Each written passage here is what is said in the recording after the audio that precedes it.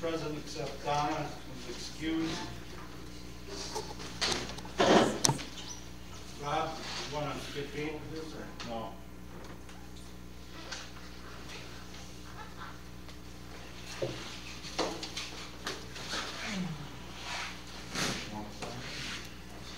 Public comment. If you could just please use your mics, I would greatly appreciate it. Thank you. Are they on?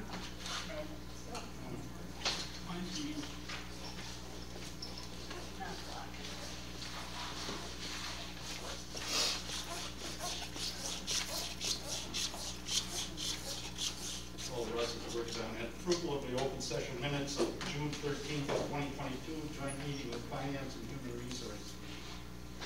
Make motion approved. I'll second. Have a motion and a second to approve. Any comment? All in favor say aye. Aye. Opposed, same sign. Hearing none, motion passes. Approval of the open session minutes of June 15th, 2022. Make motion approved. I'll second. We have a motion and a second to approve. Any discussion? Hearing none, all in favor say aye. Aye. Opposed, same sign. Hearing none, motion passes. Update status on the 2023 health insurance renewal. I'm going to bring the PowerPoint up, or the presentation, so that everybody can see it. This was just received today from R&R. But this way, everyone kind of has an idea of where they're at and what's going on.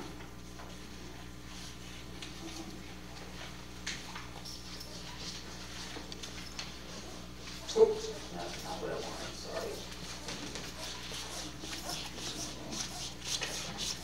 Okay. So again, R&R was, given a pretty big task in being a new, the new broker for the county. They are going to be looking at things, just so that you know,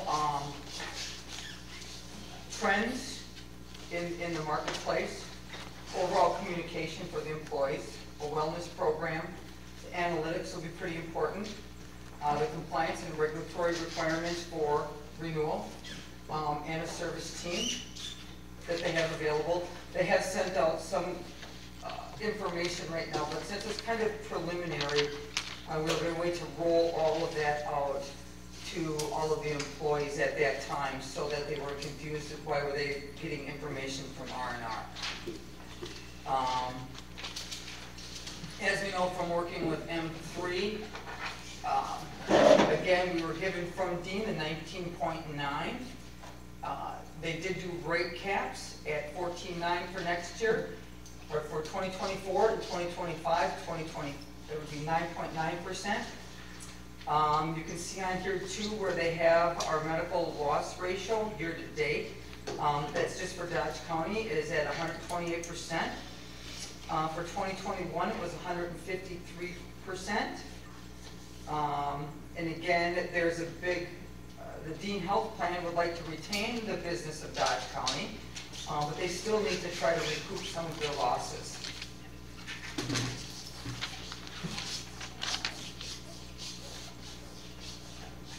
All right. So while having discussions with R&R, some of the things that we did go over again was a review and discussion of the renewal offer.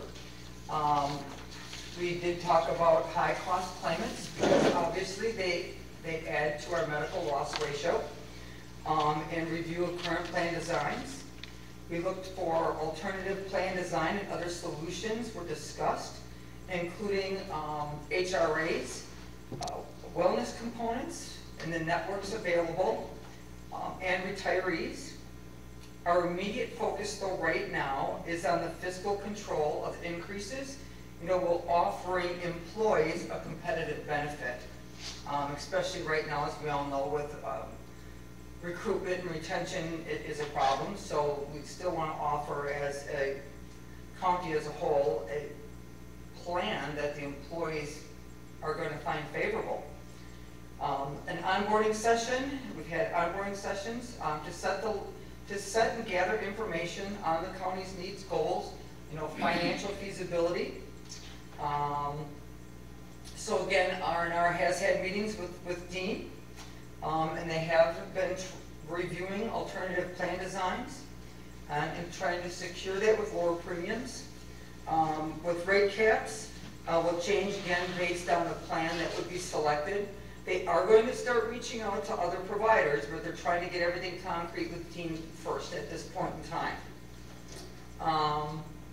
So one of the things that they reviewed with Dean again was the analytics, a presentation to discuss plan design options, dual plan options discussed also. So there'd be like different deductibles, viable plans with Dean, and an HRA. Part of an HRA is a back-end plan that pays instead. So you still have your deductible and your out-of-pocket maximums, let's say, or your deductible, but for the high-dollar claimants, let's say, I'm just throwing a number out there to give you an example, that the deductible would be $4,000 because everybody's used to $2,000 and maybe only 10 people hit that $4,000 that HRA would pick up on the back end. And then the exposure to the employee would still only be $2,000, but it would still be a feasible option for the county. But we'll get into more of that later also. Just very, very high level overview for tonight for you all. There'll be a presentation again of alternative plans. When R&R is ready, they're going to come in and do a presentation to all of you on the Human Resources Committee. And again, so if they were kind of asked too, what might be an allowable or an obtainable, feasible increase. So they're looking at plan options to get us like a 9.5% increase instead of the 19.9. And what do we need to do to get there? I know Supervisor Bullets, you'd asked about it must have been a Dean item in Waupun. And so it was a Plan Plus, Focus Plus. So what they need to do for that also is to look at demographics and how many employees that would actually affect, or, would it only provide a program for 10% of the population? So they are looking at that. We did discuss that, so you know. So, and again, the initial suggestion is for the budget again for 9.5. And so that's what R&R is going out and trying to, what can we do to make this happen with that kind of an increase instead. So, we're going to have a joint with the finance? We want to get a little bit more information. They just had their first meeting with Dean last week, Wednesday. So we had talked about that, but I don't think we're quite ready yet. Hopefully we can set something up in a relatively short period of time. Has this changed their recommending the budget though for 9.5? Is that what we have told finance to start with? That is not what we did a week ago or 10 days ago. I think it was 2 weeks ago. I'm going to defer that comment to John. Yes, at a department head meeting, we told them for budgeting purposes only at this time that we would budget 10%. We believe that's a worst case scenario for healthcare, and included the 3.5% COLA that was authorized for budgeting purposes only. So those two things they have been told. 10% now, okay. Because the plan changes that are proposed may not be palatable to individuals. I mean, that is a lot. The HRA can do something, but we're talking 10%, 9.5%, whatever. I would say if I could, Mr. Chair, from what we've been hearing so far, I feel quite comfortable, I think all of us do, that we can get down to 10% or below with hopefully minimal impact on the employees. Okay.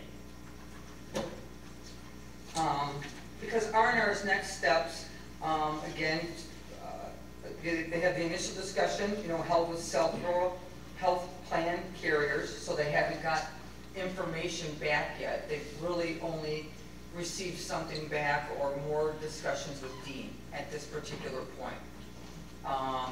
So again, they're in the process too of gathering data for carriers to review and quote.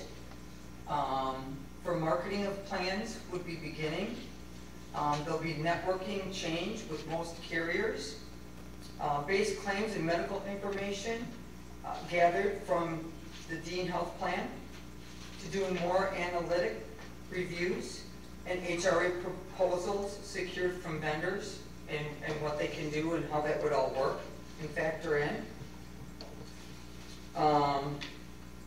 So they want to continue to move forward to receive alternative proposals. Again, the analytical examination. Then they want to come in and present options and networks to the county.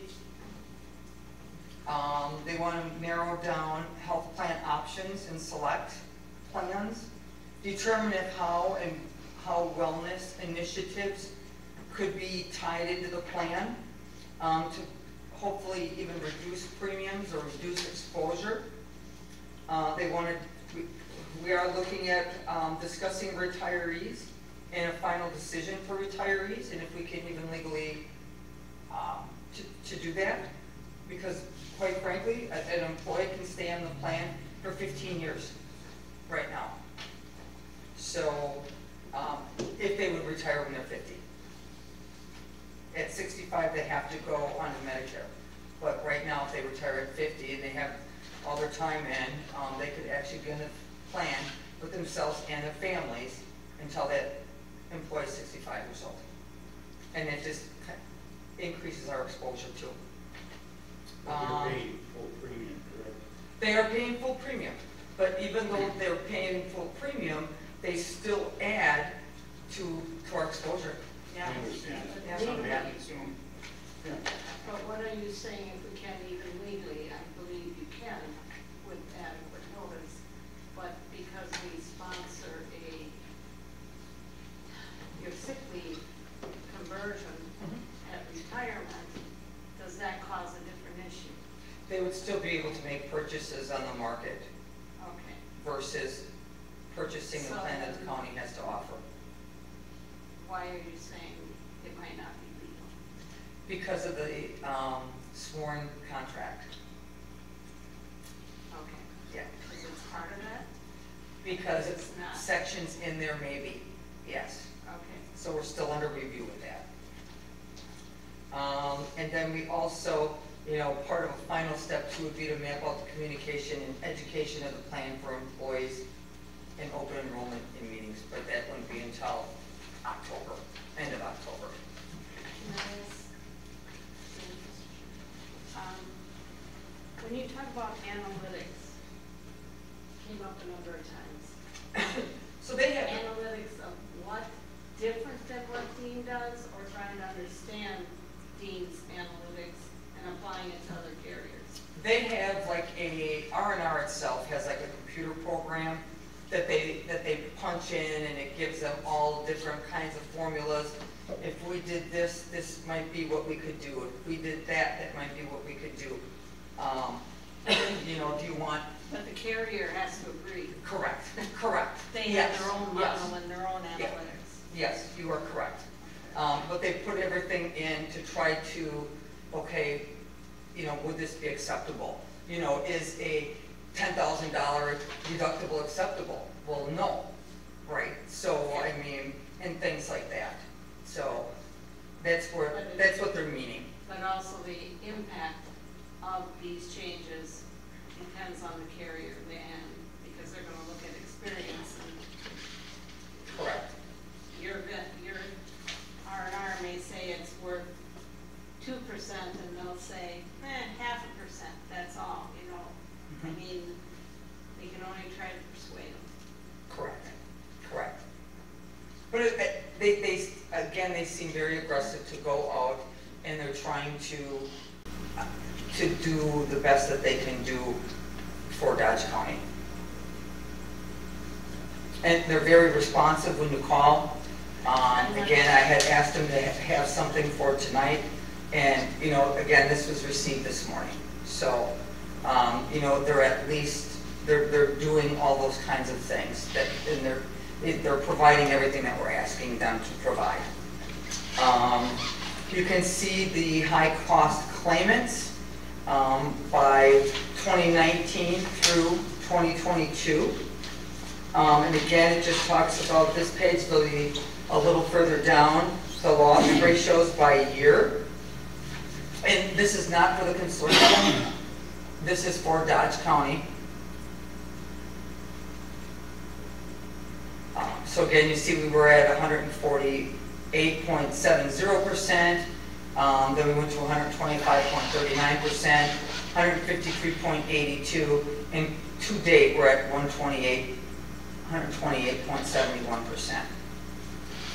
The next portion on here was just kind of to give you a little bit of an overview of the high dollar claims over those years.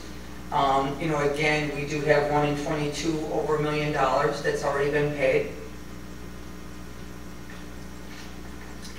And then just a timeline of events for R&R.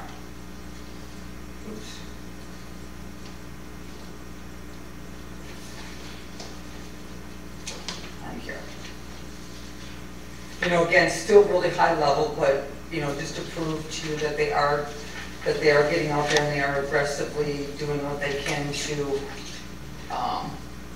trying to provide a feasible plan for the county. And I take it they're hoping to meet with us in July or August? Hopefully July. Yeah, they said that they would be available, we just need to let them know when. But we didn't feel that they're not ready yet. Especially because they only have, you know, bits of information from Dean. They're trying to reach out to other carriers and see what might be options available.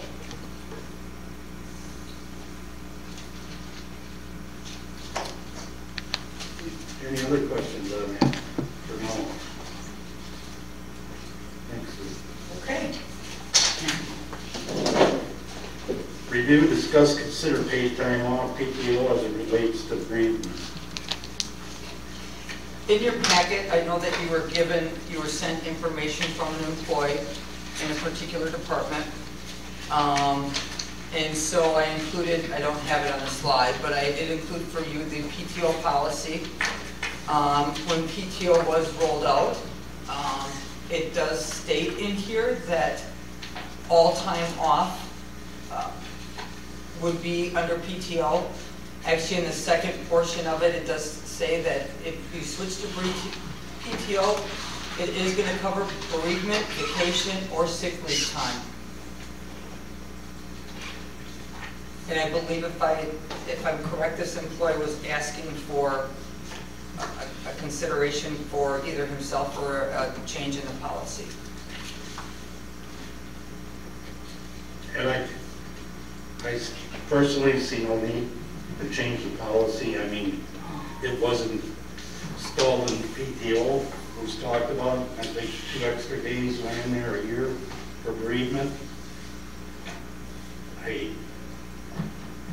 That's my opinion. I don't know if you need a motion or anything.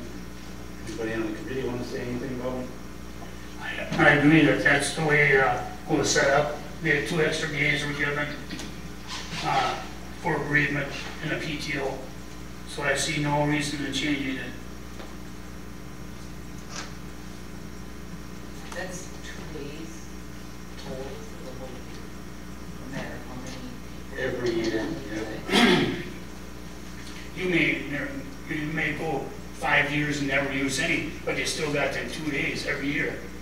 So, and it should level out sometime or other. I think the instance we're talking about, I mean, how often would that happen? My father and my father-in-law died 2 weeks before each other. So it happens. I think. I understand.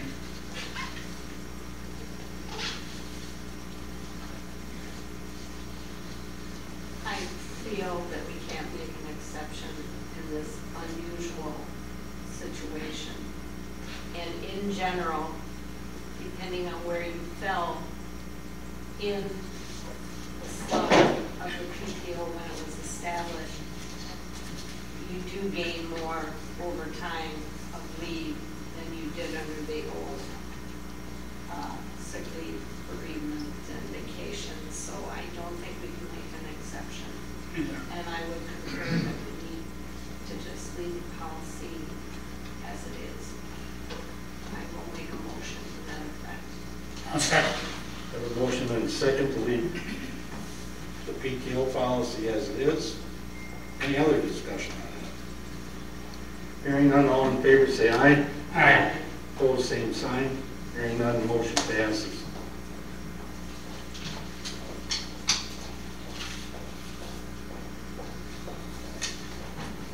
The recruitment update, Finance Director. I'm going to have John speak on that. Sure, I can very briefly. Last week, Wednesday morning, the Finance Committee, Chairperson Froling, myself, and a few others were there for interviews of 2 different applicants for the position. At the end of the interviews, the Finance Committee set the parameters by which Dave Brat from PAA could begin negotiations. Those negotiations began almost immediately, went through the weekend, and even through yesterday morning. We were unable to come to an agreement with the individual at the terms that the committee set. So as of right now, we do not have a finance director, with even a tentative approval. And we're letting that settle in. Chairperson Froling and I are talking about what next steps may be. But I'm assuming at some point we'll probably, sometime very soon, probably be calling another Finance Committee meeting to determine next steps. So if we don't get one, will they repost it then, more than likely? That's one of the options. It depends on how soon and if we will want to make any changes either in description or compensation to repost.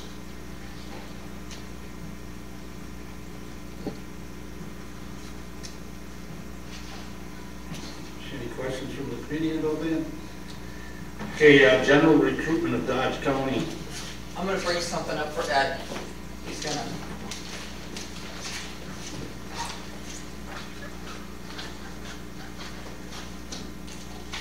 Hang on. Can you hear me? All right. Last committee meeting, I alluded to Clearview looking at international recruitment. And what I wanted to do is just, I'm going to give you a 2-minute presentation on 6 hours of information we've gone over at health facilities. But just to give you, if you go to the next one. I'm trying to find the No. slideshow. Here we go. I can't use the mouse, so it's Oh, kind yeah. of. All right. Go to the next one. All right. This is just a real brief synopsis. Baby boomers are retiring at the rate of 10,000 per day. The United States doesn't have enough replacement workers. The demographics are reflective of an aging population requiring more services. There's a larger variety of care providers, further stressing the labor force. Clearview's direct care worker numbers continue to slowly decline, impacting our ability to provide services to the safety net population. We reviewed that before, at the beginning of the pandemic, Clearview had 350 employees, we're down to 282 employees. I mean, that's just full-time, part-time, all employees across the board, but the numbers continue to decline for us. Hiring bonuses and higher wages have not yielded the necessary results. We've talked about this at the HR committee before. This prior terms committee had said, we need to look at other options. And international recruiting is an economical alternative. Health Facilities Committee approved working with a group called International Manpower Connection, Inc. to recruit foreign workers using the I-140 visa and the PERM Program Electronic Review Program sponsorship program. That's the group. So what is PERM? It's an employment-based immigration petition. It ensures there are no U.S. workers who are able, willing, qualified, and available to accept a job at the prevailing wage for that position and in the geographic location of the intended employment. Hiring the foreign worker will not adversely affect the wages and working conditions of similarly employed U.S. workers. I just want to make sure that's crystal clear to everyone. So how does this work? There's our costs are actually fairly minimal. The placement fee for the sponsored caregiver is paid to International and Manpower from us. That's $250. There's processing and filing fees paid to the immigration attorney, which are about $250.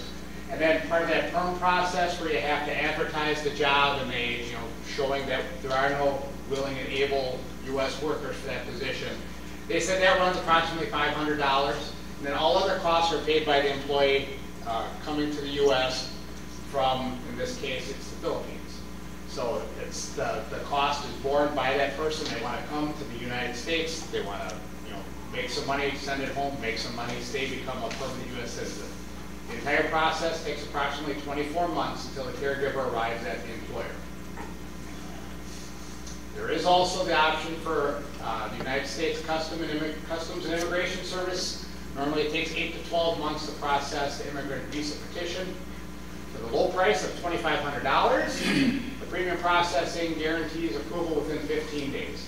So this nearly cuts in half the time required for an employee to get to the employer. And yeah, so at any rate, the Health Facilities Committee at the last meeting authorized moving forward with this. Right now we're going with 16 employees. The reason for the number 16 is when they come here, they aren't certified nursing assistants in the state of Wisconsin. So they have to take our certified nursing assistant training program.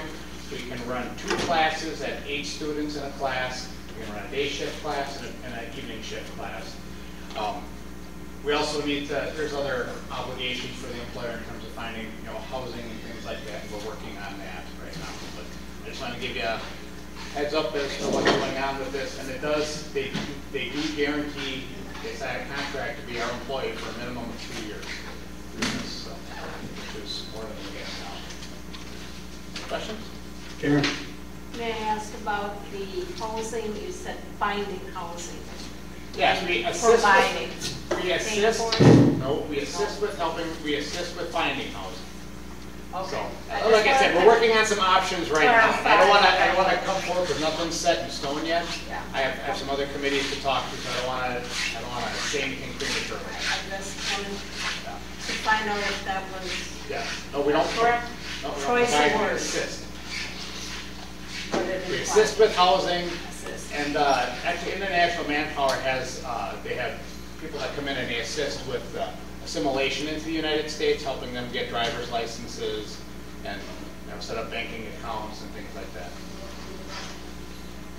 And there's other county-run facilities looking at this?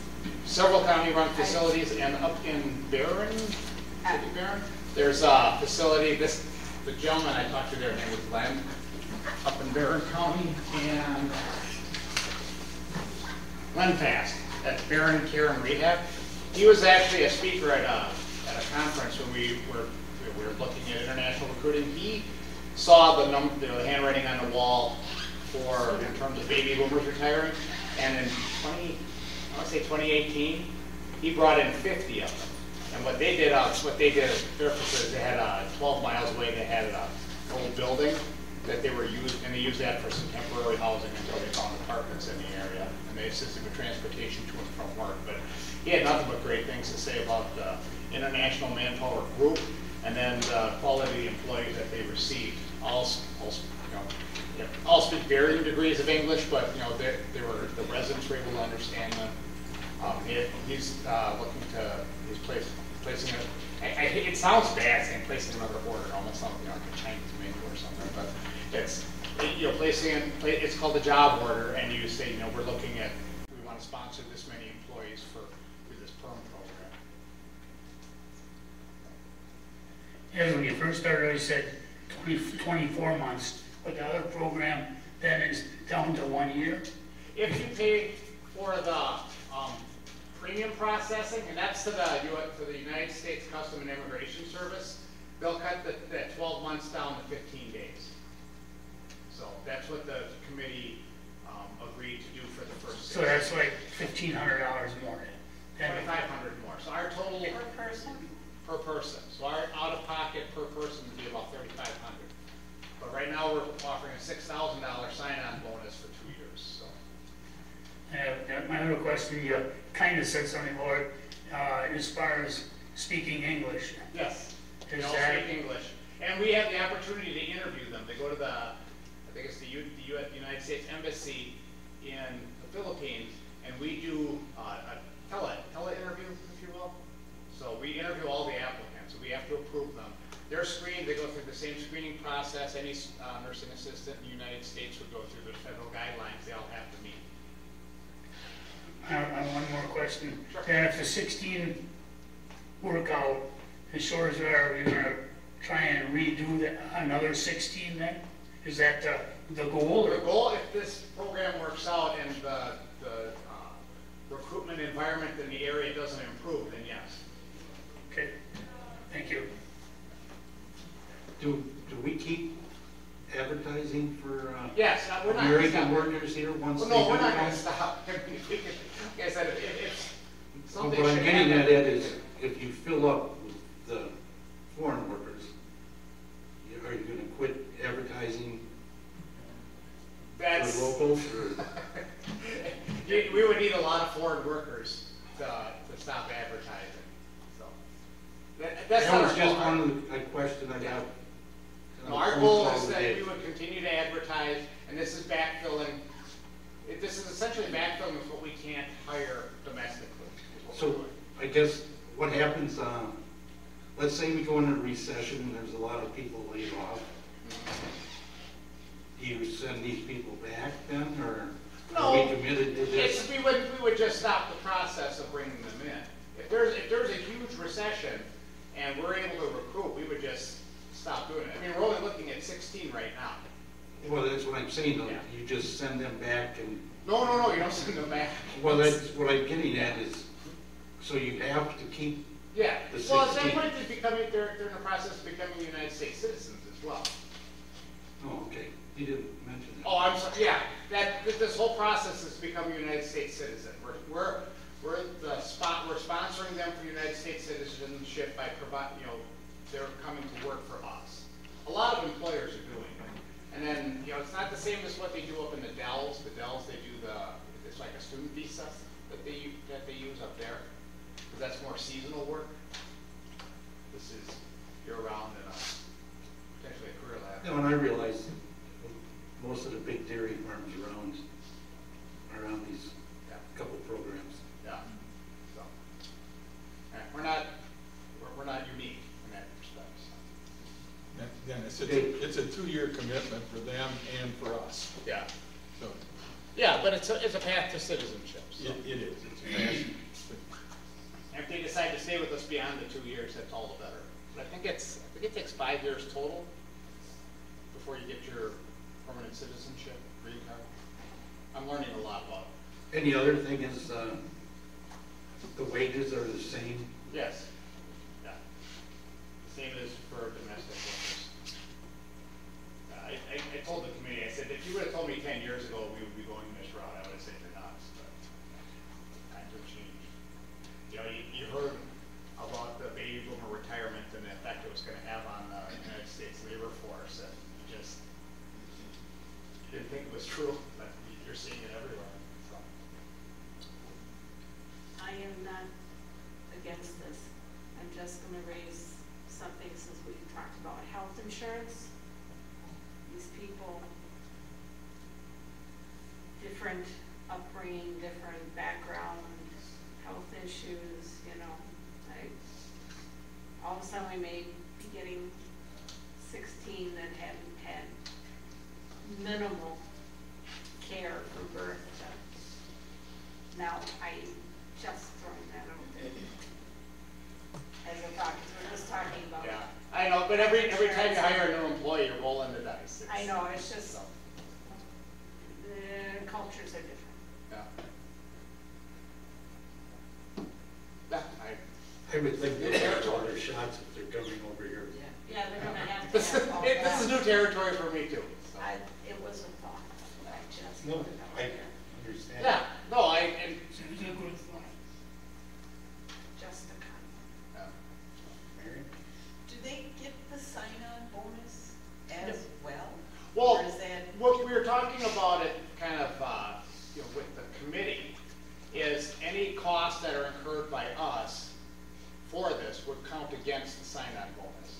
Again, you have to treat them the same as you would a United States employee. So, any expenses we incur would be counted against the sign-on bonus is what we're thinking of doing it now. So we'd have to change the sign-on bonus policy. And again, we're utilizing, we received that funding from CARES Act Phase 4 and then ARPA rural funds, which, amount between December and May amounted to about $1.5 million. So we have the funds available for that. And the sign-on bonus sunsets when?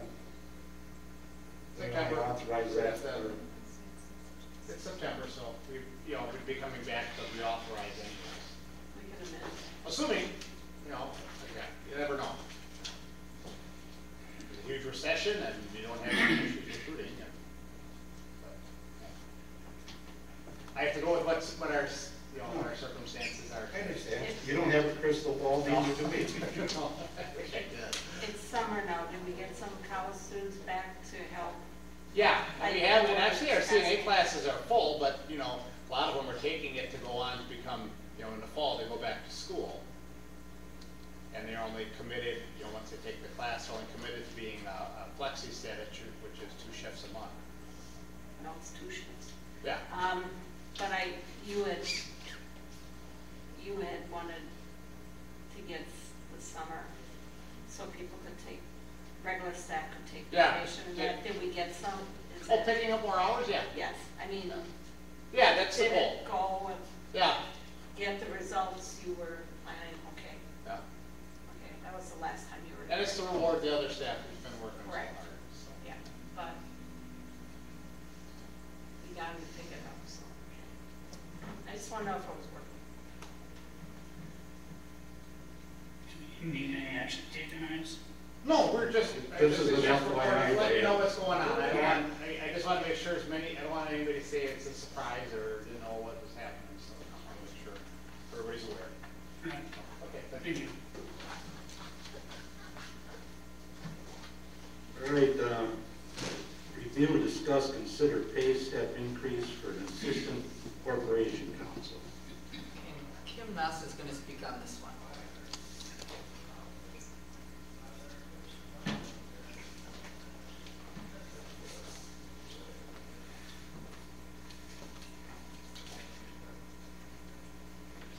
I'm just gonna talk about it. That's not on. So some background. So I have 3 assistant corporation counsels in my office, 3 positions. One is a long-term attorney that's been here for probably a good 25 plus years. One is I'll call it midterm. Been here for probably 5 to 7 years, although did work for the county prior to, probably about 20 years ago. She got a gap where she then was a contracted guardian ad litem in Dodge County. So she's been in Dodge County for several years, probably two and a half, 3 decades.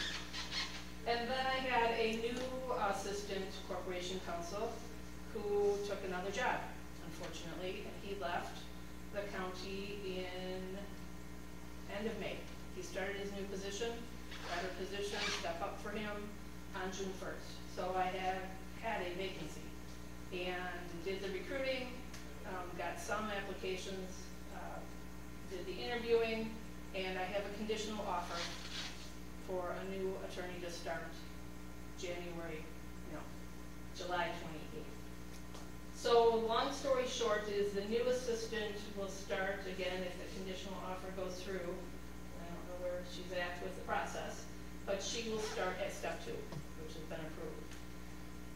With the McGrath study, my assistants all essentially got moved to step 1, so that means my midterm assistant position is at step 1. I've got a new person starting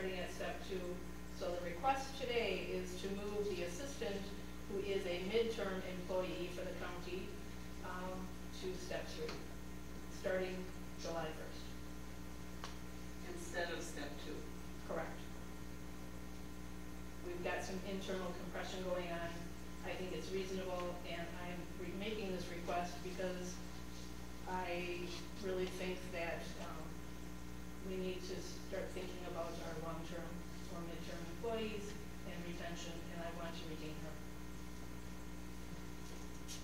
What about the long-term one? With the McGrath study, how that worked out is he was in a position where he wasn't returned or reset to step one. He got stepped into a different step. I can't tell you if it's 3 or 4, but there's some separation there. I'm not concerned about that. So I don't know if the process is to ask the committee, but I'm asking the committee. So the new employee, excuse me, will be step 2? Correct. And the midterm go from 1 to 3? She will be a step 2 as of July 1st. Okay. I'm asking as of July 1st to go to a 3, Okay, thank you. so that there is some gap there.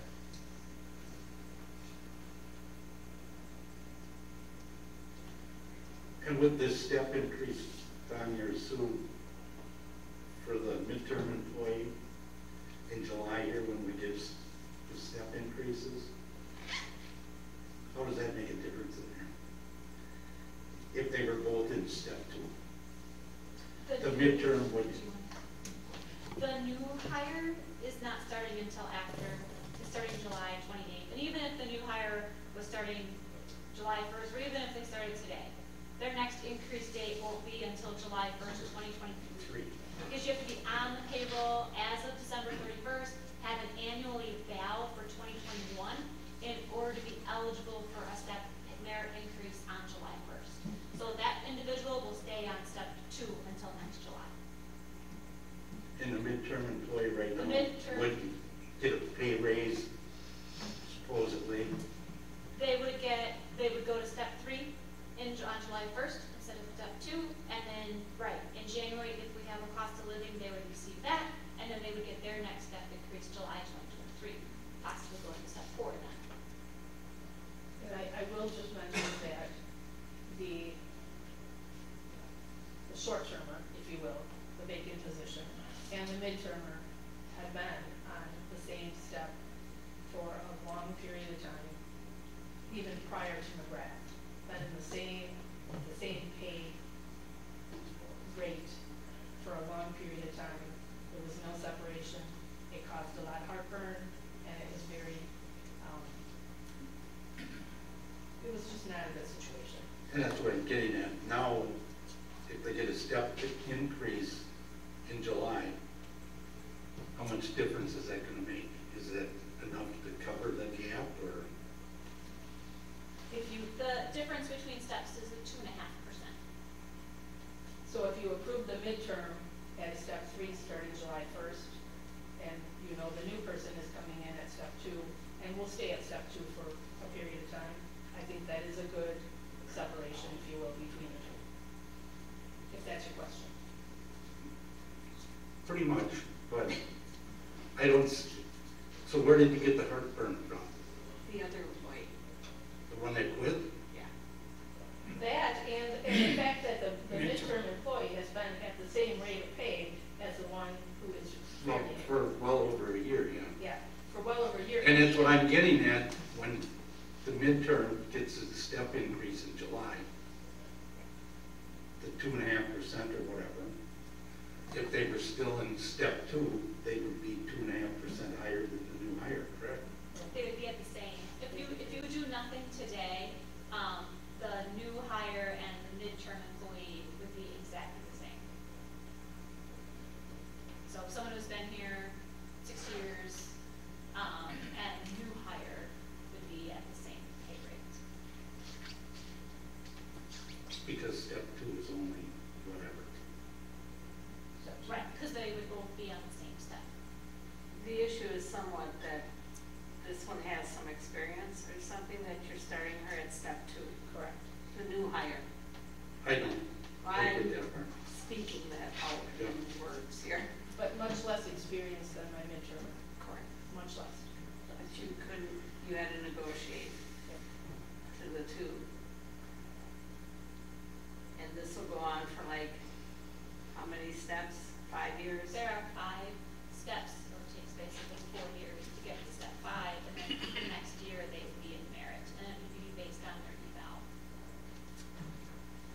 And we did just fix the maintenance not too long ago.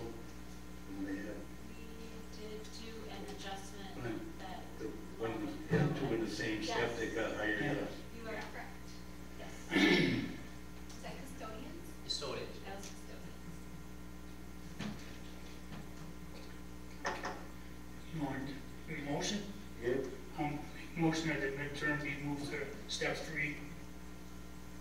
I'll second it. Have a motion and a second to move the midterm to step 3. Effective 7/1, correct? Yes. Thank you. Sorry. Nope, no problem. Just want to make sure I have it right. Keep us. Keep this in mind. Yep. Any other discussion? Hearing none, all in favor, say aye. Aye. Opposed, same sign. Motion passes. Thank you.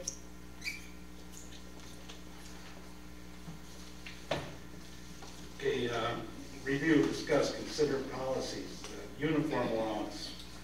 I do have this one that I can bring up on the slide if you want. I mean, all of you have the original policy in your packet.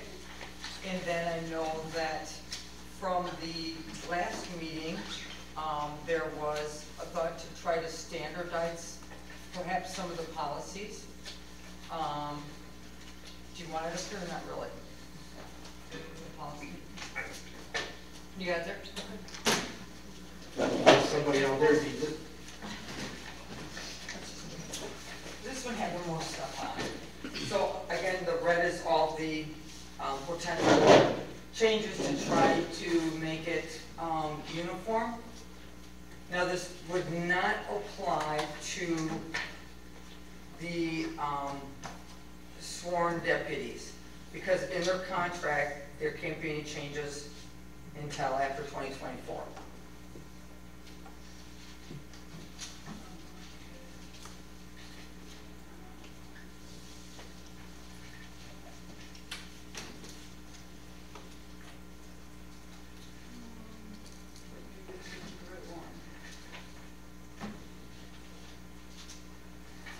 I don't think that this is the right one, so I'm not going to, you have the right one in your packet, so sorry, I'm not going to bring it up.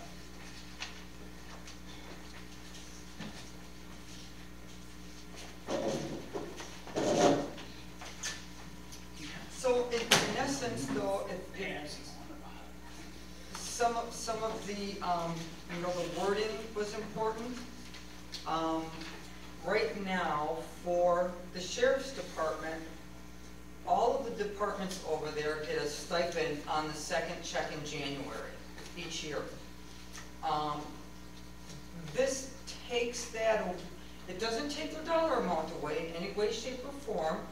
It just doesn't give them their stipend on the second payday in January, and they have to send in for reimbursement of the things that they purchase. Again, for all the departments except the association, because that we can't change. And again, because the highway department employees, to keep it uniform, have to turn in a receipt in order to be reimbursed.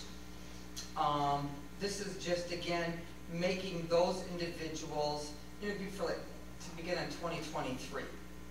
Because a lot of them have already gotten, their allotment for the year.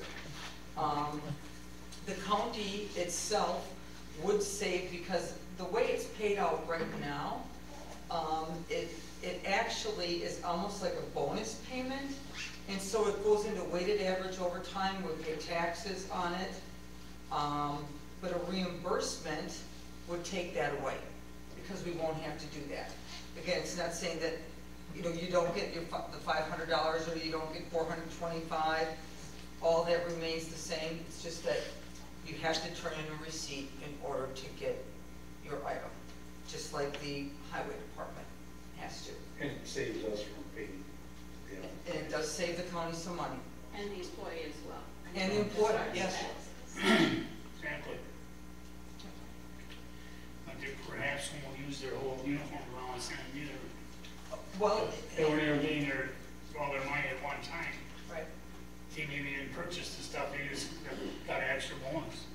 Now we have to. We no longer would have a reimbursed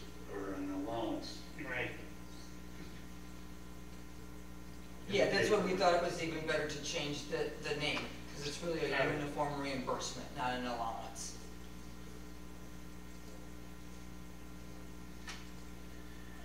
And like with the highway, do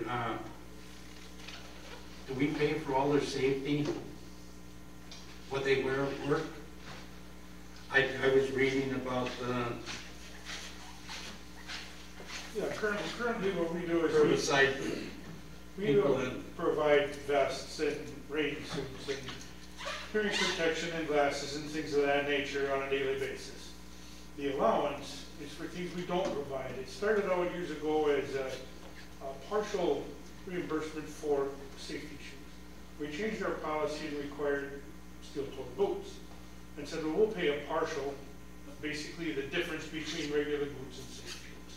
That's how it started. Since then, it evolved into not just boots, but any special safety apparel the employee might need or want that we don't provide. A good example of that is these winter parkas, the highway safety green with the reflective stripes. We don't provide that. But if they want to use their allowance for reimbursement for that coat when they're plowing snow, that's a good use of that, and a lot of guys do it that way. So we provide the basics, but the things above and beyond, we provide the allowance. So this would be required that they wear a safety vest or whatever? They have to wear at least a vest. But a vest over a coat isn't always the most comfortable or cumbersome, so if they choose to get a parka, I think we should, they can do that. I think we should be buying all of it, and it should be in their lockers, and including a winter parka, just like the rain gear. And now with COVID and all this stuff, it's like it should be theirs. It doesn't leave the building, I mean, it's not take home and wear it otherwise, but they have lockers, and it should be, they have to go there and get the truck, right? They do, Yeah. correct.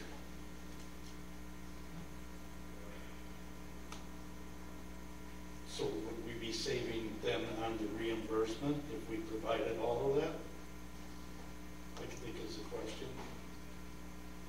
Maybe, but shoes and boots and things like that, that's personal.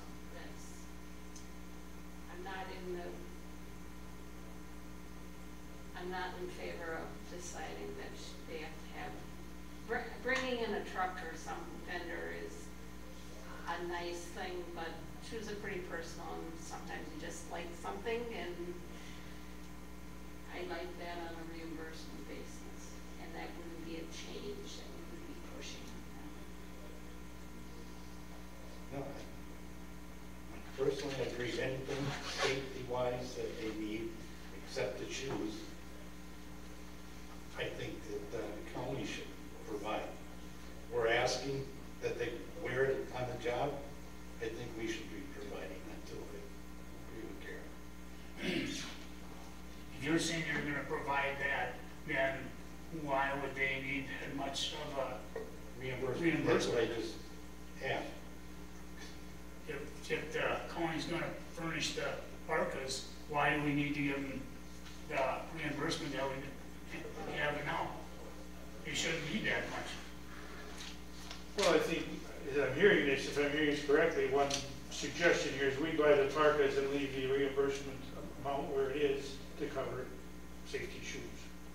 I think that's what I'm hearing. Don't change the policy, just decide to provide winter parkas, high-vis parkas to be used at work.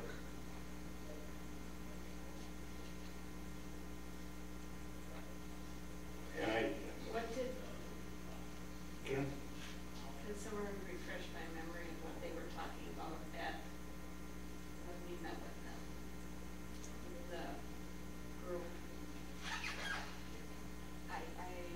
I don't remember the details, but we talked about shoes not being enough anymore in this inflationary. Yeah, It's been a while, at 125, I take it. it was just the boots and on-call pay. But they did also talk about the parkas. They didn't Winter really- coats. They I didn't really remember have something. specifically, but Yep, I remember that being brought up as well.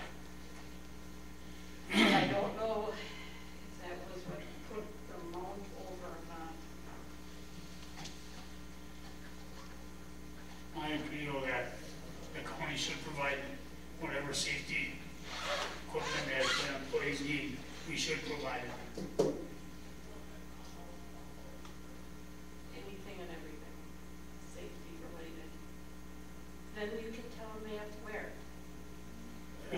And insurance would certainly like that when they have to get off and clean something in winter to get off their, They're required to wear high-vis garments. yeah. We Then provide should lightweight require that. over a coat. Yeah, They have to wear it, that's not a choice. yeah. The choice is what type you want to wear. We provide an over-the-coat vest, or if you want a coat, you can use this allowance toward that, and a lot of them do. I mean, there's a number of options. This is what they're asking for, and this is what the highway committee's recommending, but there's any number of options.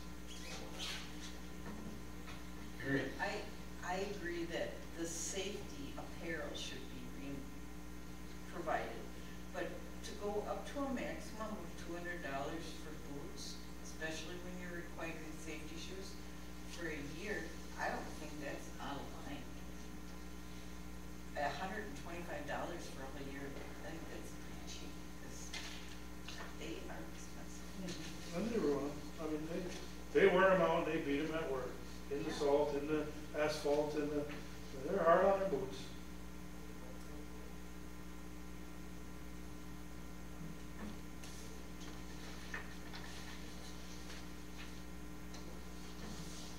So, do you want to vote on each area here that in this reimbursement policy?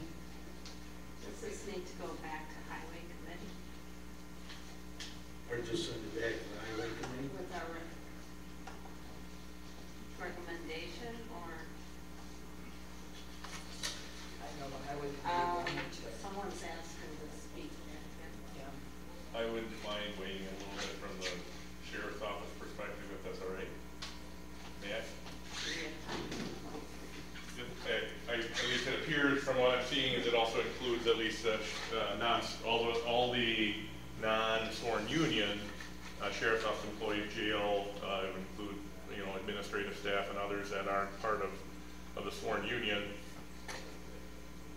While I understand the potential positives of doing it, I will tell you from almost 28 years in law enforcement that my first reaction, and I'm pretty confident the reaction of most of the staff when they hear this is going to be very negative. That you're taking what they're going to view as another benefit or more money away, because now instead of actually getting that money, which they have for those, especially the longer term employees that's been there, and they can count on in the beginning of the year, I'm going to get whatever that dollar amount is. I can use that as I need it throughout the year to buy whatever uniform or equipment that I need, because everyone's a little different. Body size is different. Shoe requirements want different types of equipment on their belt, especially if you're talking about jail staff. I think from that perspective, from an employee perspective, it's not going to be viewed as a positive. And then I also have significant concerns about there's language in there about approved. Who's making these approvals? Is it the department head as far as what is or isn't approved? And then who's tracking, who's doing all the extra work of they have to turn in a receipt, go through some sort of process for reimbursement for 180, well, not the sworn union, so about 100 employees or so at the sheriff's office, and we don't have a full-time finance person like highway or human services does. Just a lot of things that I think need to be considered as part of this, so. I just wanted to add, I know that the processing for any expenses were going to be done by Jenny in finance, who was supposed to be allocated part-time to the sheriff's department. I talked to the sheriff and I talked to Eileen in finance about that. Well, that's good. Those other things I just wanted to make sure I shared, so. No, and I understand the reimbursement part, but the reimbursement is a benefit to them and the county. They don't have to pay tax on it anymore. So they don't understand that part. I don't see why that would be a negative to them. I'm just telling you from the years of my experience that it was. I've had it several different ways in the different agencies I've worked in, and if it's you get a uniform allowance or whatever it is, and that's what they're used to in the sheriff's office, that every year they get whatever that set amount is, they can use it whenever they want throughout the year for those purposes. And in a lot of circumstances, it doesn't cover, especially for a newer employee, those first few years, you're in a deficit. The uniform allowance doesn't cover you at least 3 sets of uniforms, shirts, pants, long sleeve, short sleeve, the special stuff you need for, you know, the shoes and other things that you need. It just doesn't cover it. So they're already in a deficit at the beginning of the year. So yes, if they're going to be reimbursed for up to that dollar amount those first few years, they'll get it. But it's just, like I said, I'm just telling you from my experience, I think it's not going to have the positive appearance for the employees. I just wanted to make sure you understood that from someone that has been in that boat. So, okay. Don't we provide the jail, almost everyone with their uniforms? No, they have, that's what the purpose of this is, to purchase uniforms. I'm not used to that either. I would think it was only shoes and pants, and they had to be khakis or whatever, and There's a requirement for what they can buy, correct? I mean, they have to conform to the uniform. Yeah, we have a policy very detailed uniform policy, but it has different classes of uniforms. Even in the jail, you have some that they can wear completely black uniforms, like you've probably seen a lot of our deputies have. If you haven't been to the jail, our patrol deputies wear them. They also have different options, especially in the summer, for different types of pants and polo shirts, and but all of those you need multiple. Yeah, you need multiple. Versions of them. They don't last forever. They need to be replaced regularly. So just like I said, I just wanted to at least share that perspective. And those things, I'm used to everyone. It was bought by the county. Yeah. Well, we got off highway, we were working on that. Yeah, we were working on it.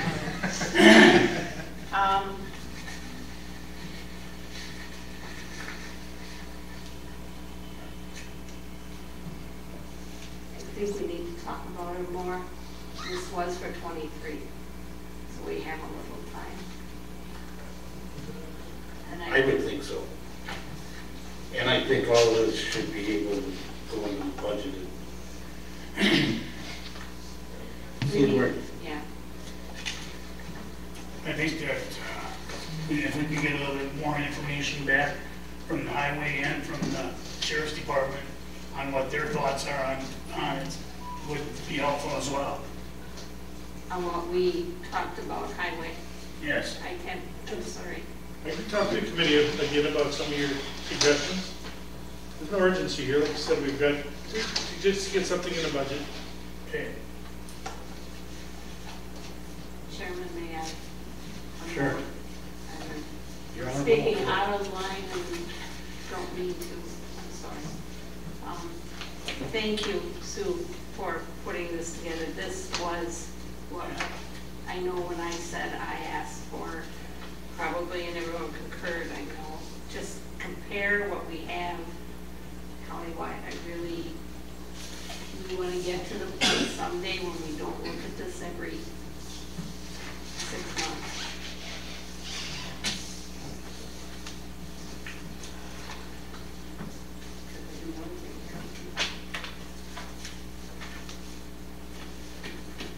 Any other discussion on that? If not, we'll move on. The shift differential. So in your packet was the original policy.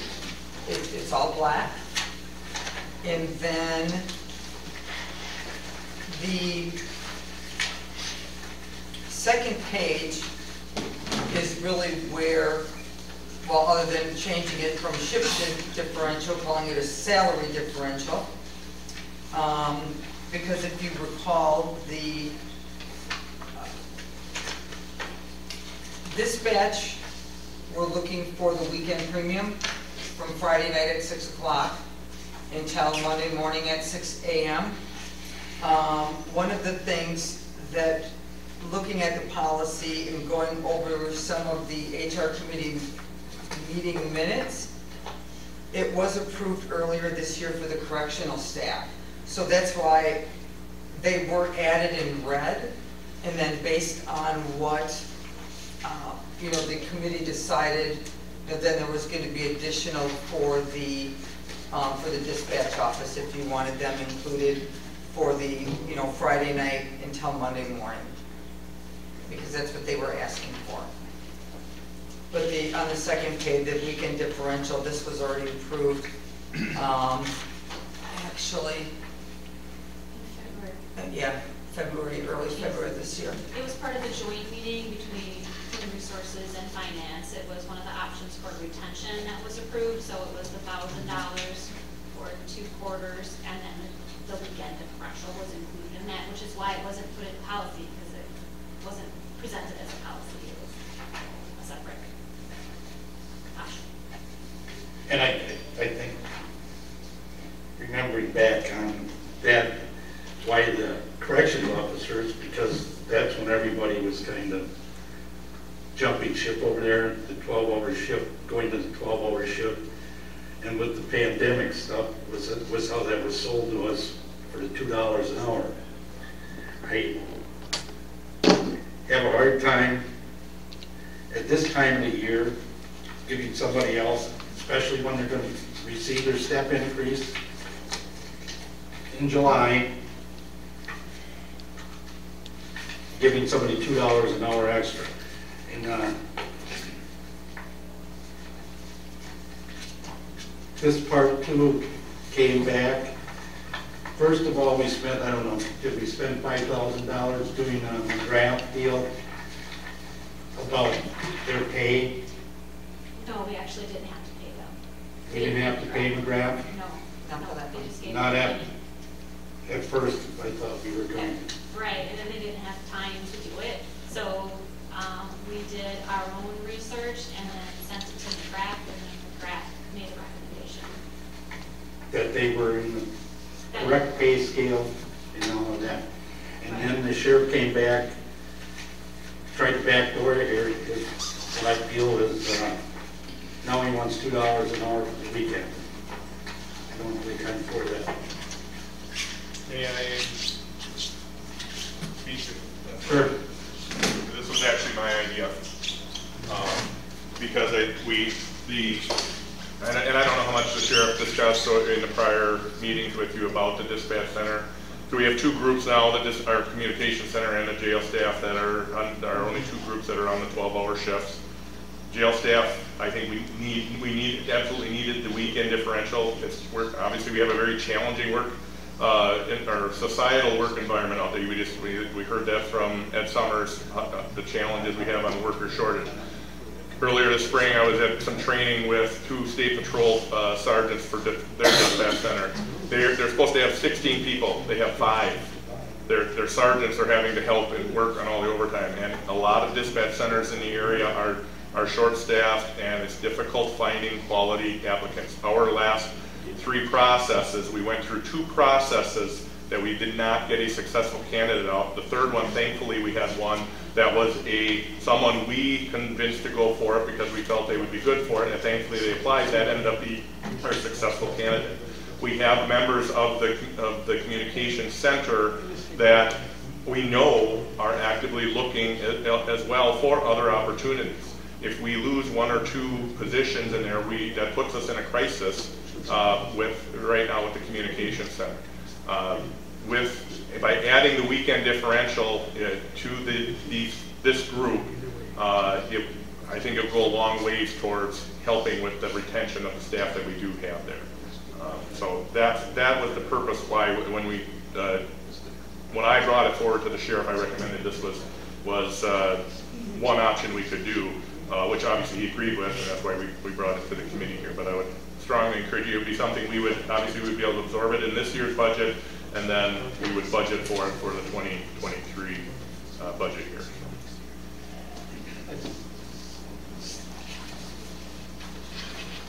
Again? Yeah. So, I guess I'm just gonna throw my hat in the ring.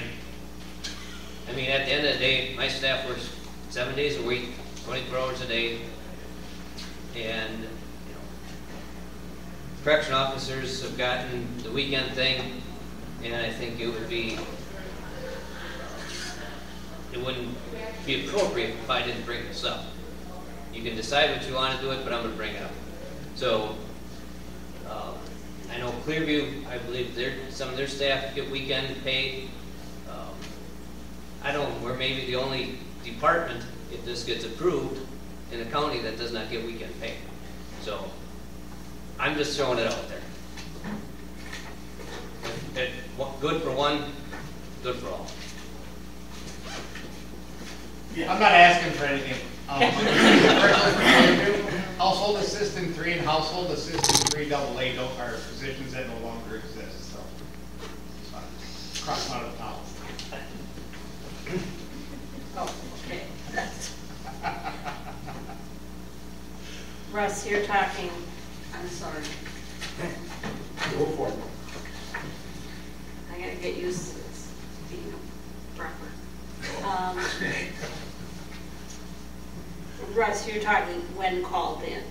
No, we have maintenance staff that works weekends and holidays, and custodian staff weekends and holidays. On a rotating basis. On a rotating On basis. a regular rotation. Yep. Not just called in. Correct. Yep. Just like the communications officers, they don't all work the same weekend after weekend. Correct. And like I said, when we did this and we kind of knew we were going to open a can of worms, those are the correctional officers.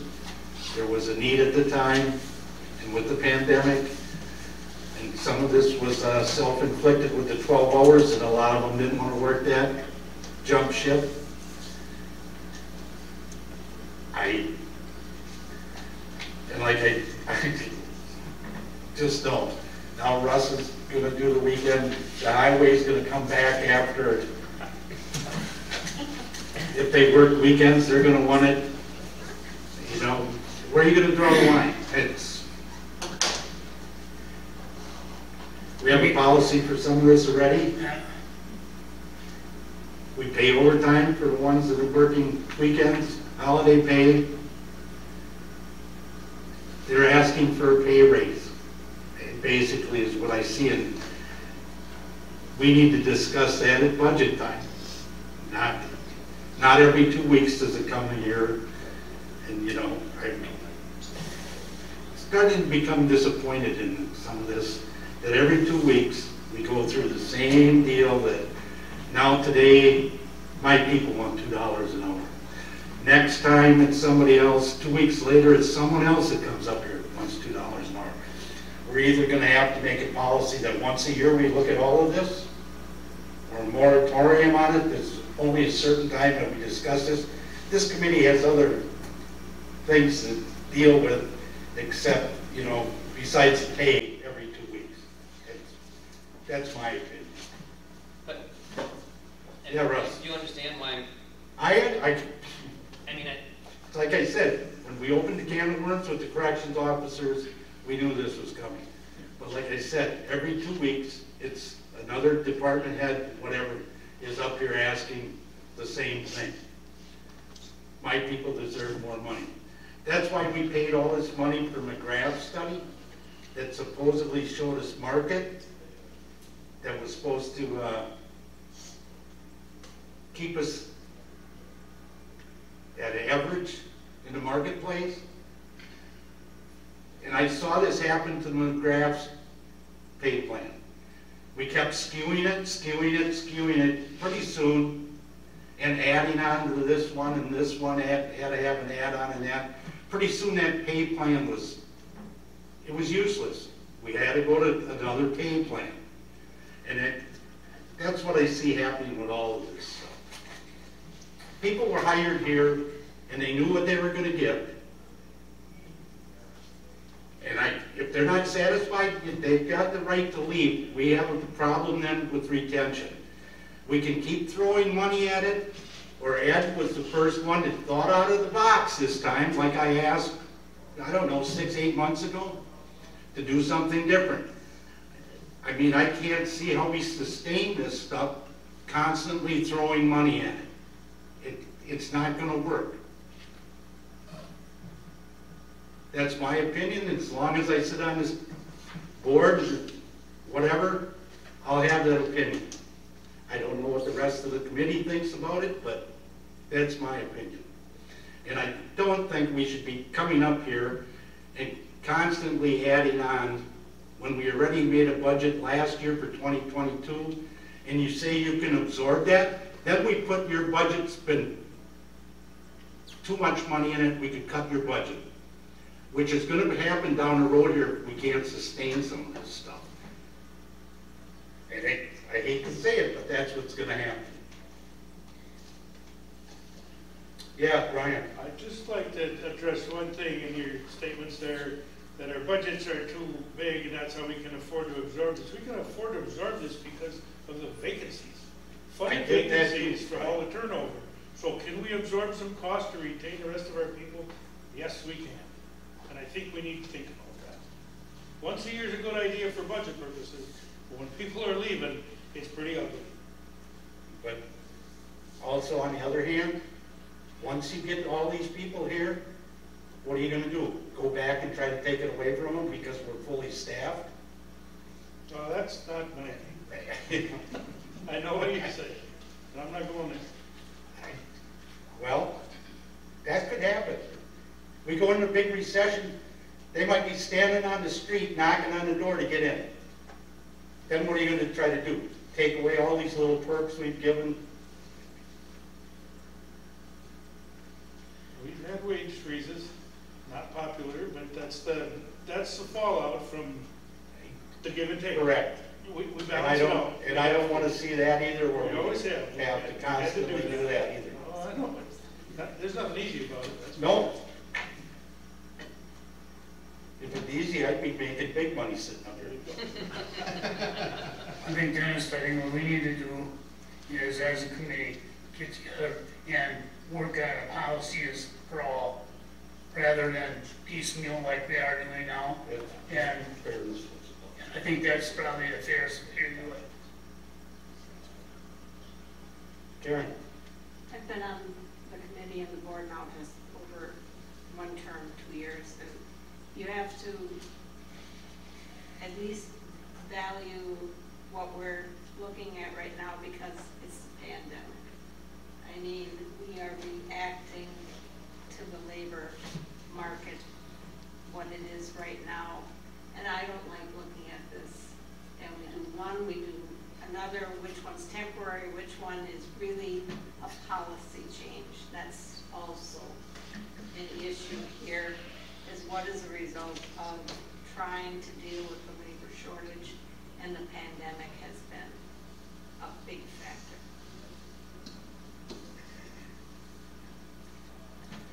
I still feel that we need to get back to the committee. We can't continue to keep on giving increases across the board to everybody.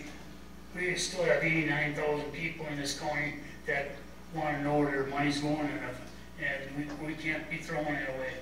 I mean, we do as best we can to retain employees and to try and help them, but I think that sometimes we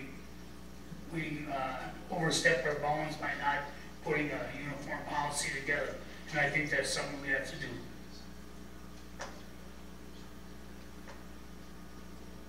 Mayor, you got a comment?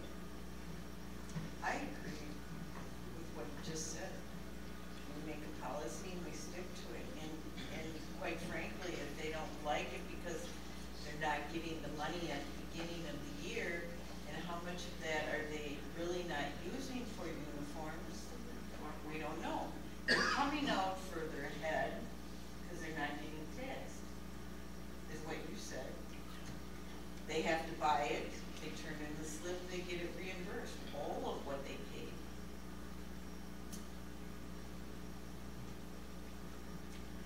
So is it consensus of the committee that we leave this right now?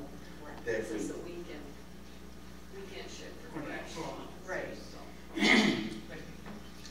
And take a look more at an overall policy for this?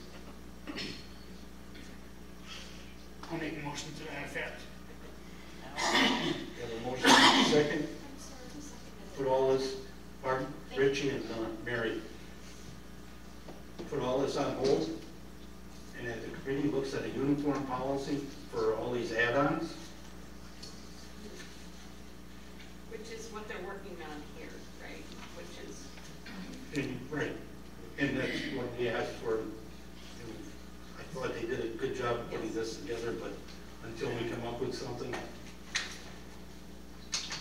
discussion.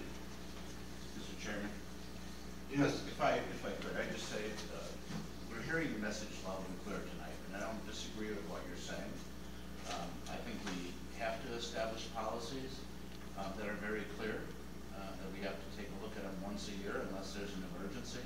I believe in the consistent from department to department. But I would also, and as staff, we'll take a look at that. We'll see what can be done, because we heard you loud and clear. But the reality of a labor shortage, that is a reality. And everywhere I talk to numerous other counties today, talking about finance, talking about nursing homes, talking about whatever. Everybody is in the same predicament that we are, and they're having trouble. The word is out there that it's really difficult now to work in the county, and we need to work really hard to change that. So I would just ask that allow us to work on it. We'll come back, continue to give you updates, but let's remember that our most valuable asset that we have are the employees of the county, and we have to keep that in mind. And I don't think anybody disagrees with that statement, John. So anything else? All in favor, say aye. Aye. Opposed, same sign. Hearing none, motion passes.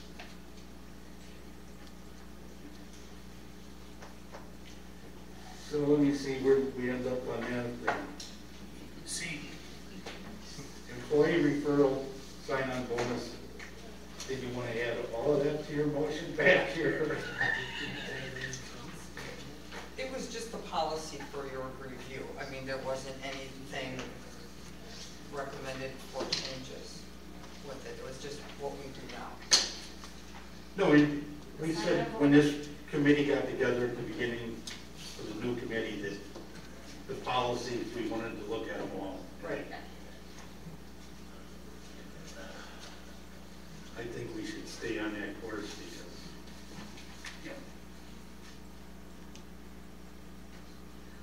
and I know it's not easy for the, I'll get on my soapbox, for the human resource department to have somebody up coming up there every week or 2 weeks wanting to change something too.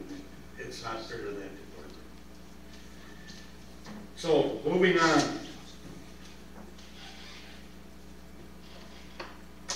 Additional compensation for special assignments. Certified herbicide applicants. I have a feeling here that, you know, some of this here that the committee discussed in a closed session. I take it that the highway department committee is trying to negotiate wages and benefits down there? No, they don't really want to negotiate. We don't have that ability to negotiate in the contract. The request was sent to them as an agenda item. They considered it and made a recommendation here. Not negotiated, there were no employees, no hourly employees in the room. It wasn't a negotiation like you would typically have. But the request was sent to them to act on, and they considered it and sent the recommendations here. So it's not really a negotiation in that sense, but it's committee to committee. This particular item is very low cost and I think warranted. We have a provision now, a policy where we pay up employees for certain assignments, $1.50 an hour when they do that work. Operating equipment is one of them. The request is we have 4 certified herbicide applicators. They went out and got certified, they carried certification. In the spring when we spray the right-of-ways, they're doing that kind of work and they're asking for that same consideration, $1.50 an hour above their wage when they do that work. It's very seasonal, very short term. I think it's warranted. We require them to be certified. We pay for the certification for them to go to school, or? We did. And they have to maintain their certification and do it right.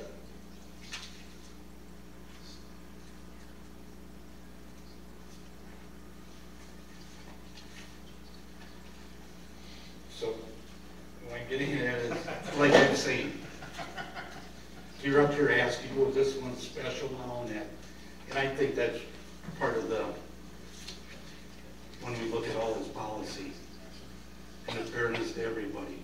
Now you pick 4 people down there, you're telling me that should get $1.50 an hour extra when they do this.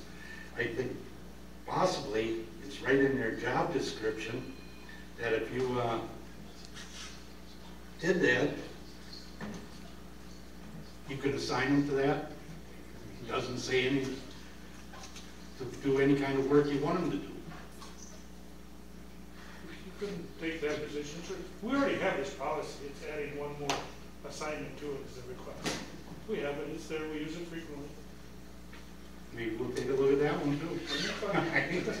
I'm not trying to be hard, Brian. Neither am I. You got a job to do. Yep. I'm the delivery guy here from the highway committee. My personal opinions aren't part of this.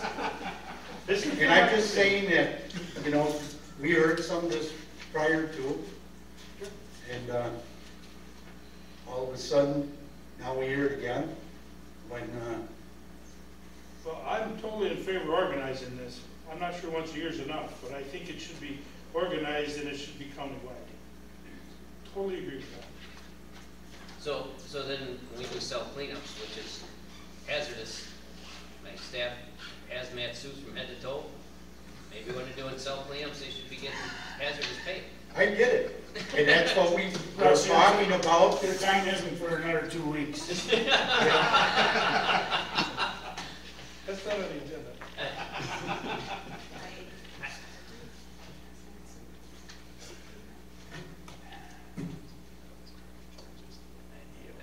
And I, like I said, I saw all these prior to this, the winter call-in pay and that, and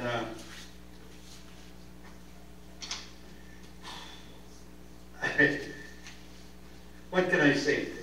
To me, somebody was trying to negotiate with the other committee down there by bringing this up, that we've seen this before, this committee has prior to.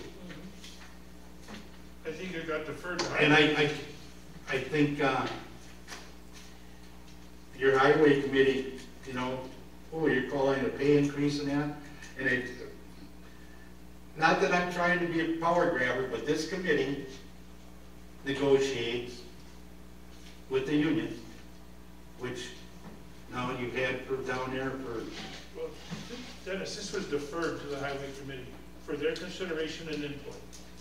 Nobody's trying to step on bounds. They don't want to. I'm not saying, I'm just saying that Brian, I kind of see what went on though, and I'm not saying the committee, but someplace along the line that, you know, this committee has heard this already, and we know what they were trying to negotiate. And all of a sudden, poof, it just appears. I had it sent to me and asked to put it on a highway committee agenda, right or wrong, for their input. We clean it up. I think we need to. I think everything on item 10 should be put to rest until we organize this. And that's pretty much what we're going to do with it, I think, according to Richie's motion. And it should be. I mean, I agree. we can sit here and beat this to death and not get anywhere with it. It would be good to do this before budget time. Correct. That would be helpful. Is there direction for HR of what you would like next time different than what was brought today? And we need to sit You just wanna down mull for a this policy, over a little more? Yeah. and that's what Okay, so you I don't wanted need to to report review, from just to HR. look at what we did for all of these policies, because there's a policy for this little group, that little group, this little We want to group. get some uniformity. Right, but as far as, Every group different. I understand that, I just make sure that you have what you need to work on that. Is there anything you need from HR to help you in that process? A lot. I don't know how many policies we actually have on This is that. it. Well, I think we gave, I This think is- Sue gave you everything. Okay. For these particular. That's related to this. Yes, Karen. I would like to know a little bit on this shift, second shift weekend or weekend pay for like our comparables, which would be like Dodge, Found that, who else? Washington, Jefferson, Columbia. Yeah, whatever you considered when we did have a union. I know this isn't union, but when we did have unions. And I just would like to know what some other counties do for the weekends, and we haven't quite got to it, but also the on-call for the highway. Well, there's, how many different on-calls? You think maintenance gets some? Yeah, they And, gave you know, us a lot here. Yeah. You know, there's not only just one department that gets that. No. But you want just our comparables, not the entire state for comparables. You want just our local. Okay. Some of them have Like retention issues in some of these areas, and you might be doing something special for recruitment and retention. So make sure. None of those things, policy, standard on. Thank you. Well, we're not the only We'll do ones our struggling with this. What? No, I just. You understand it, But I don't, I wanna see what, if there, I'm not talking about the retention issues where we found Right, I just know like that might be the bonuses response and they stuff. give, is they're Yeah. doing this and this, but it's for retention. So Yeah. we'll try to get that from them. you know, do you offer a weekend for your 24/7 staff? I know different things like, are we on-call yet? Before I bring up I think on-call. we pretty much wrapped all of this up because these are all policies in Richie's original motion. Oh, I didn't hear that motion. Does that make sense? Yep. On the on-call, I also, because I know some places like Health and Human Services, they have on-call pays. We don't seem to have much unless they're called in. But someone's carrying phones for Child Protective Services and things like that, and we're doing nothing. No, they receive on-call pay for that. Hourly? Because I only saw if they have contact, but they don't pay like, that's what I read. No, I think they do. Well, it didn't get in the policy then. They for some things. Yep, $3.50 an hour. Where is that? It's at the very top. And there's a little right on towards the bottom, I know it's policy number, this one doesn't even have a number on it, but it says on-call pay. It was approved 8/14/2015, effective 2/16/21. Yeah. Well, I missed it for them, I apologize on that. I actually, Yeah, it's actually for human services, IT, and physical facilities. And they're on a rotation. okay. See, I read that one on the first page, at Human Services, it said receive a minimum of 2 hours overtime pay or actual time work, but not like, still don't see the 350, I'm trying to find it. It would have been towards the end of all of the policies. It would have been the last one, because I tried to put them in order for you exactly as they were on the agenda. No, I'm still not seeing, but I'll work harder at reading I all. can give you mine. Yeah. I got it right here. It's in the on-call, right? Yeah. Yeah, there's actually one that's the hot breather policy, that's So one this that's. is the regular one, and this was the changes on,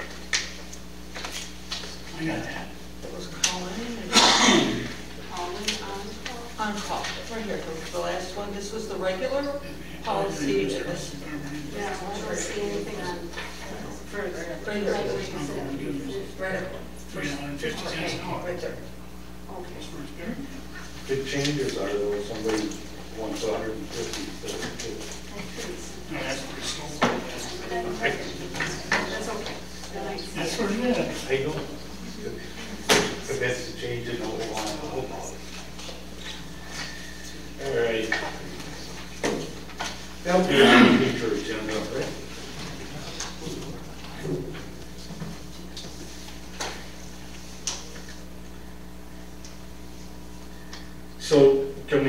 number 11 now? I made a motion that, do you have my motion? Postpone, yeah, or we'll talk about it later. Yep.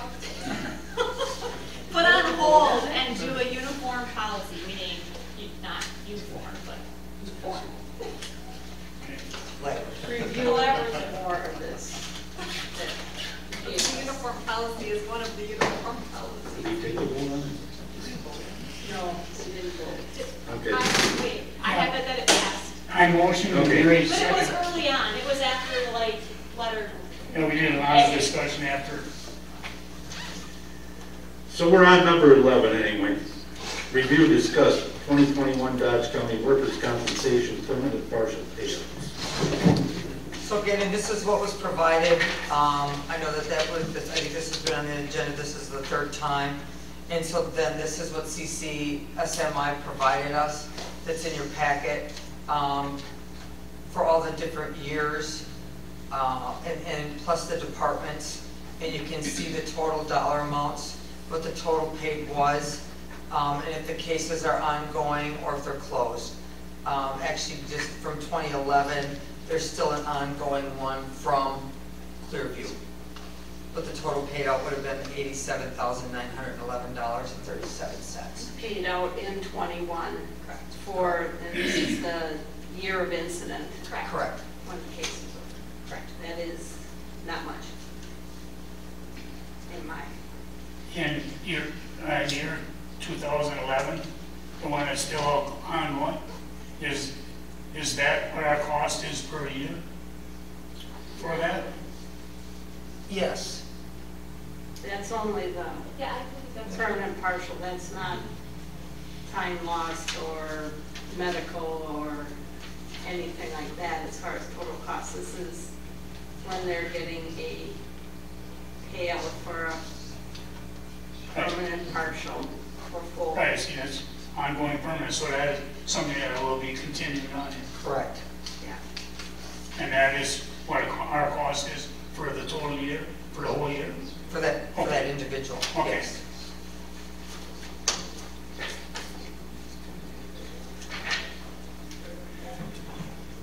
Any other questions on that?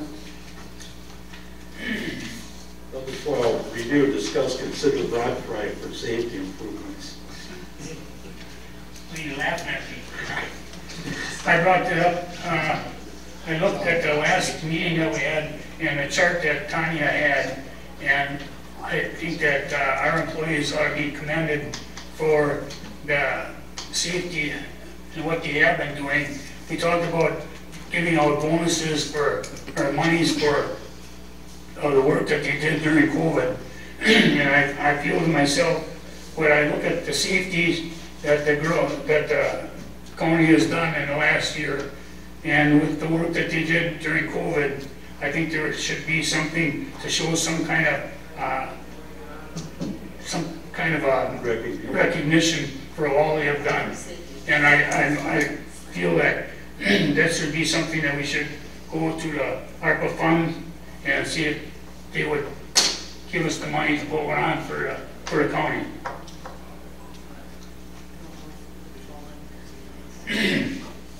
ARPA funds, you would need a resolution for that? Submitted to them, and is it too late or what?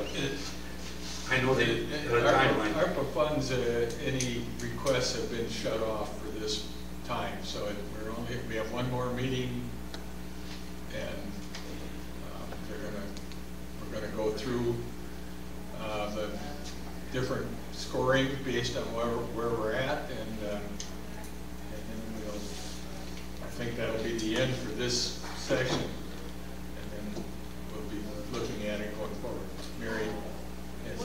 Would this even fit in the guidelines for something like that?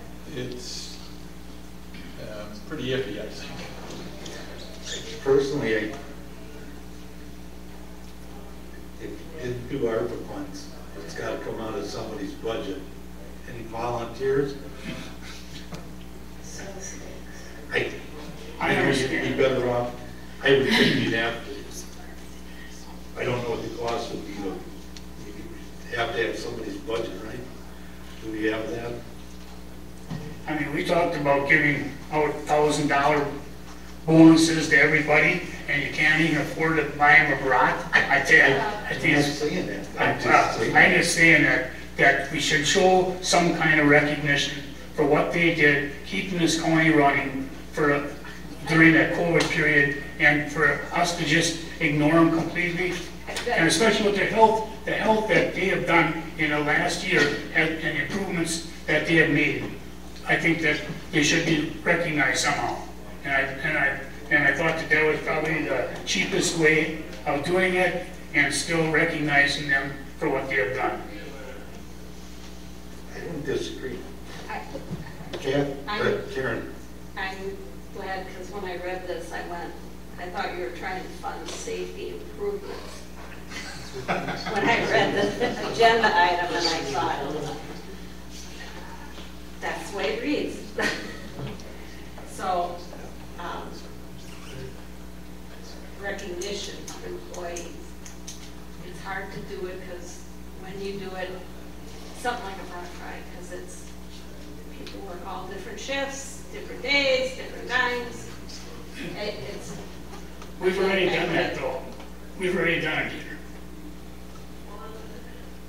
And I just don't know if it's the best. I think we ought to take out of the county board's chairman's. County board. Dave, I think he's talking about you. County board had a surplus in '22, if you looked at the spreadsheet we had Last year. Pardon? if you looked at the spreadsheet we had, when we had that resolution for the end of '22, county board did have a surplus.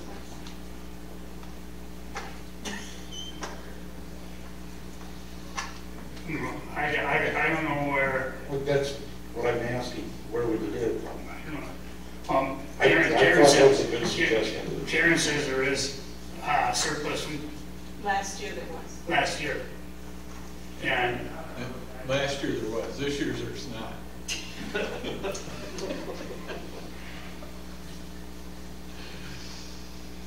well, I brought it forward, and I don't know where the money's going to come from, but I believe we should somehow or other show recognition to our employees.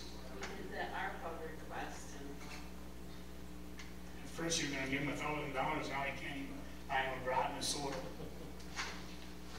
It's pretty sad. I'm all for it. I don't know where we're going to get the money from. I'm not a finance guy. I don't know where to tell you where to come from, what department, but I just say that I think that it's only the least that we can do. And it's all, you can do the smallest little things and talk about retention. And I say, well, at least they're thinking about us a little bit. And, the smallest little things, just showing some kind of recognition, goes a long, long way. I think it'd be sad if we can't do something for them. I'd like to see that maybe perhaps we can have HR look and see where there are possible funds to do something like this somewhere in the county, that we come up with the money to do something. We can ask Eileen, I know one budget that doesn't have a nickel for you. yours. Yeah. So you're going to talk to Eileen? I'll ask Eileen. Thank you. Review, discuss, consider personnel requisitions. Okay. So we have, I'm gonna just, do you want me to give them to you all later, or There's only just go through them? Just Well, we had a couple extra that were signed that weren't on the sheet, Okay. that we figured, so let's just bring them down. Right. It's okay. Okay, so we have a deputy clerk of courts, due to a resignation.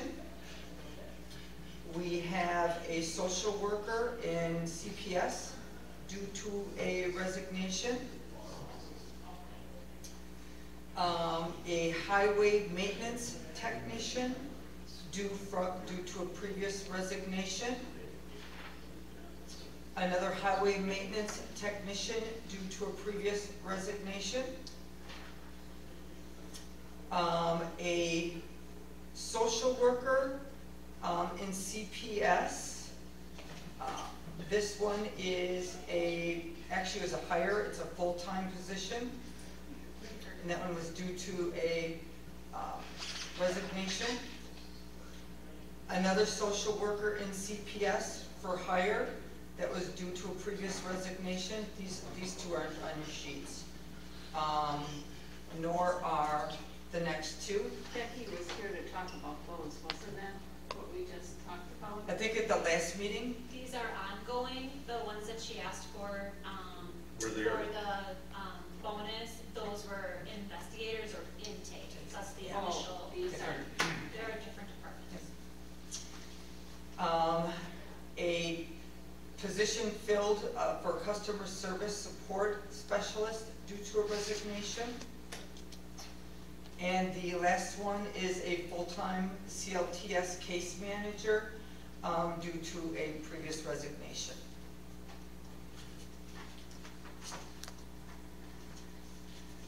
Tanya, we had exit interviews. We are continuing to do exit interviews, yes. And Some of these we may not have done yet, we try to do them close to their last day. okay. And Stephanie's been doing those right now. So, Okay. but we are getting the information, collecting the information so we can present it. All right, thank you. are we And learning we're gonna anything? review. Are we learning anything that, Sometimes mean, we do, I and we guess do share information as we are able with supervisors on maybe Okay. some things we can do differently. Over the time that we've been doing exit interviews, we've actually gleaned some really good information, very helpful on how sometimes we do our operations or even how we onboard maybe someone. So yeah, that, I It's just been very want, helpful. you need to use it, we don't just need a report at the end of a year or 6 months, and it needs to be a constant process, and you need to use the information. and it needs to be immediate feedback too, right? Immediate, Not wait yes. a year before we react. So we've been doing that as we've been going along. Wonderful, great. And even when we conduct the state interview, we have to be careful to really maintain that employee's confidentiality too, especially if they're experiencing the difficulties. You know, I mean, we could reach out, and I do reach out to that department head and say, and try to give them generalities to not identify that individual. Yeah, it's just, Yep. if we need to watch for trends and whatnot, and you as a department need to. We deal with- reviewed them already. Right. We, Right, it's on our docket to Yeah. bring to you, we just skipped it. No. and we're not gonna do anything a year later. Kind of gives, I think the last time we reviewed those, though, it gave us an oversight of what, why people were leaving, basically. Yeah, that was And I good. don't remember, it wasn't, it was probably, what, 21 when we did that? Yeah, it's been a year since we've done them.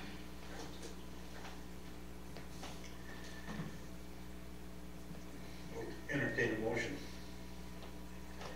Motion approved. Second, go ahead. There's a motion by Richie, second by Karen, to approve the personnel requisition request. All in favor, say aye. All right. Opposed, same sign. Hearing none, motion passes.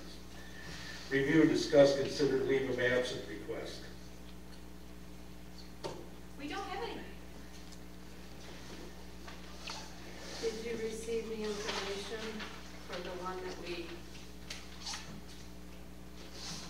I think that was how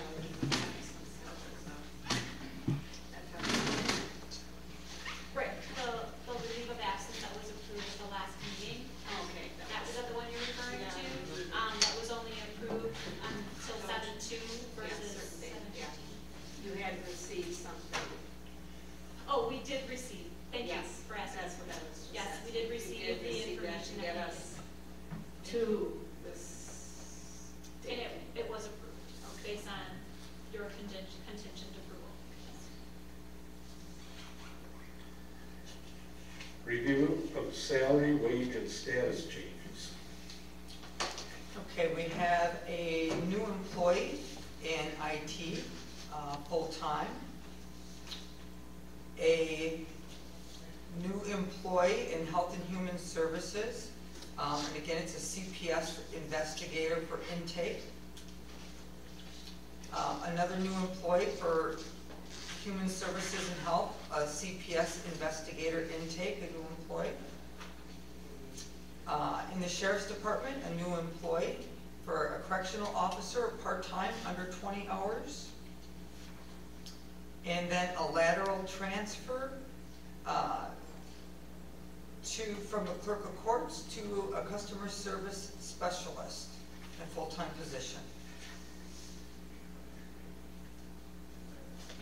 That's it. Any future agenda items? I think we, policy, insurance, what else? Karen's recommendation, what she wanted to see. Some comparables, yes, consoles, policies that were. Richie's drop by suggestion. Anything you got, Mary? Okay. Anything else? The next meeting would be July. I think it's, Isn't it July 5th? It's a Tuesday. No, What's the first one? second and fourth. The 12th and The 12th. the 12th is the one I got in here for the next. 12, right? 7, 12, And and 7, 26. 26. And then on the 26th, Yeah.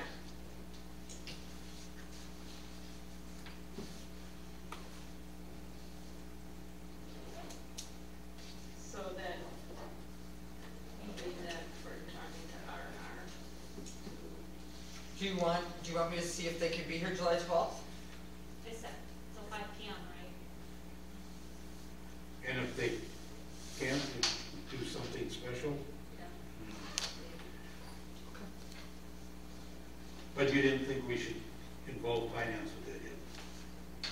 When they give a presentation to us about what they found? I think the sooner that we know, the better. So I like the idea of inviting them here for the 12th. It kind of keeps their feet to the fire, because they know we need this information. Well, I mean, to include finance, I was getting. Finance committee. Right. I guess I would suggest that if we feel we have enough information that it is beneficial to both committees, then yes. If not, we would just report here at the Okay. I know that they've got some by then. Yep.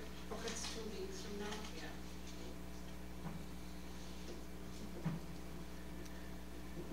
Anything else?